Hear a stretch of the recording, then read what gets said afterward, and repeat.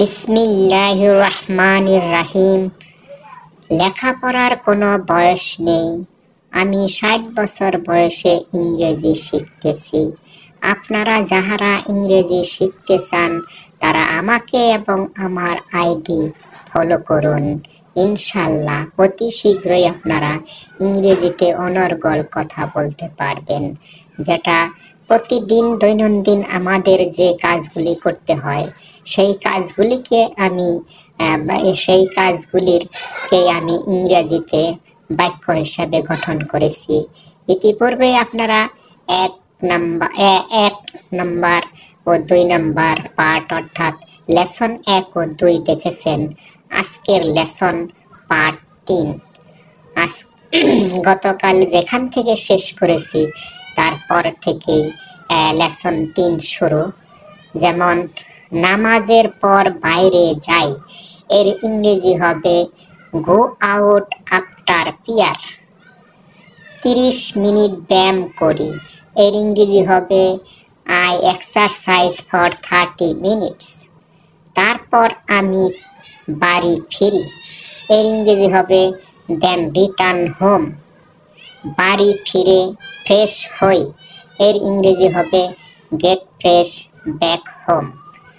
হালকা নাস্তা করি, এর ইংরেজি হবে হ্যাভ এ লাইট ব্রেকফাস্ট।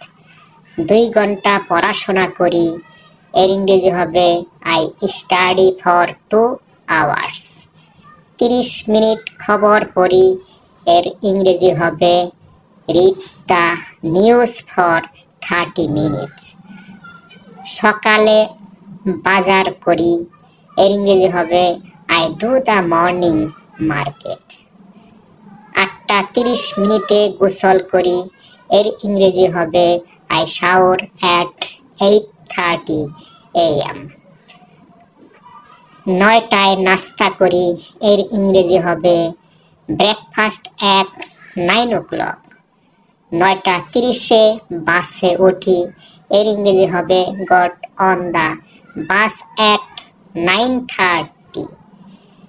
পায়ে হেঁটে অফিসে যাই, এর ইংরেজি হবে go to office by foot.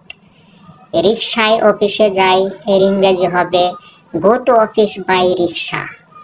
এমনিভাবে যদি আপনি বিমানে যান তাহলে go to office by plane. যদি আপনি ট্রেনে যান তাহলে বলবেন go to office by train. এমনিভাবেই সব বাক্যই গঠিত হয়। যদি আপনি সাইকেলে যান তাহলেও বলবেন go to office by cycle. তাহলে আমি যথাসময়ে অফিসে যাই বা আমি যথাসময়ে যাই, এর ইংরেজি হবে আই গো অন টাইম। সবাইকে ধন্যবাদ। Thank you all.